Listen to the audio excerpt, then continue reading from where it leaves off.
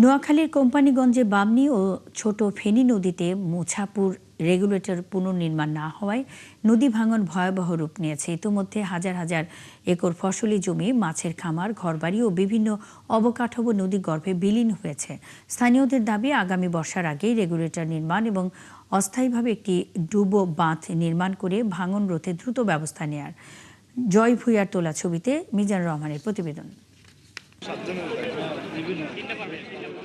2005 সালে প্রায় 19 কোটি 44 লাখ টাকা ব্যয়ে বামনী ছোট ফেনী নদীর ওপর 23 ফেন্টের মুছাপুর রেগুলেটর নির্মাণ শুরু হয়, যার ভিত্তিপ্রস্তর স্থাপন করেন সাবেক প্রধানমন্ত্রী বেগম খালেদা জিয়া।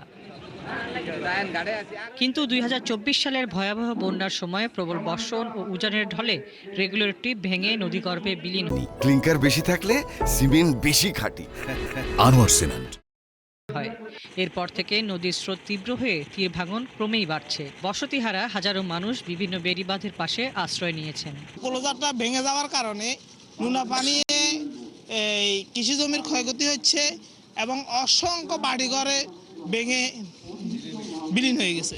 আমার এখানে 15 থেকে 16,000 পোল্ট্রি শেড ছিল এবং ইরিগেশন 30 পানি দেওয়ার মতো নিষ্কাশনে ইরিগেশন ছিল, সোলার ইরিগেশন, সেটাও নদীগর্ভে বিলীন হয়ে গেছে। দ্রুত নদীর মধ্যে একটি ডুবো বাঁধ নির্মাণ করা হলে কিছুটা হলেও নদী ভাঙন রোধ করা সম্ভব বলছেন স্থানীয়রা। এখানে যদি একটা ডুবো বাঁধ দেওয়া হয় তাহলে আমাদের এদিকে বর্তমানে ভাঙা রোধ থাকবে এবং মুছাপুর ক্লোজারের কাজটি করতেও অনেক সহযোগী হবে। আগামীতে যে বর্ষা আসবো ওই বর্ষাতে আমরা যারা আছি তাদেরও কোনো নিরাপত্তা নাই। মন্ত্রী মহোদয়ের কাছে আমাদের আবদার থাকবে যে অতি দ্রুত যেন মুছাপুর ক্লোজারের কাজ শুরু করে।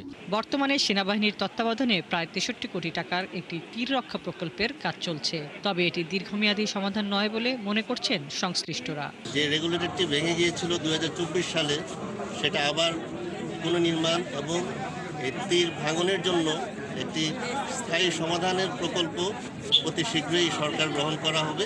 এদিকে বন, পরিবেশ ও জলবায়ু পরিবর্তন মন্ত্রীও স্থানীয়দের দাবির সাথে একমত প্রকাশ করে দ্রুত প্রকল্পটি বাস্তবায়নের কথা বলেন। অন্তত যেন নদী ভাঙাটা রোধ করতে পারে স্থানে স্থানে, সেটা যদি করে তাহলে আমাদের এই 2-3টে ইউনিয়ন নোয়াখালী জেলার এবং 3-4টে ইউনিয়ন ফেনী জেলার বেশ উপকৃত হবে। আর পানি সম্পদ মন্ত্রী বলেন, বর্তমানে প্রকল্পটি একনেকে পাশের অপেক্ষায় রয়েছে।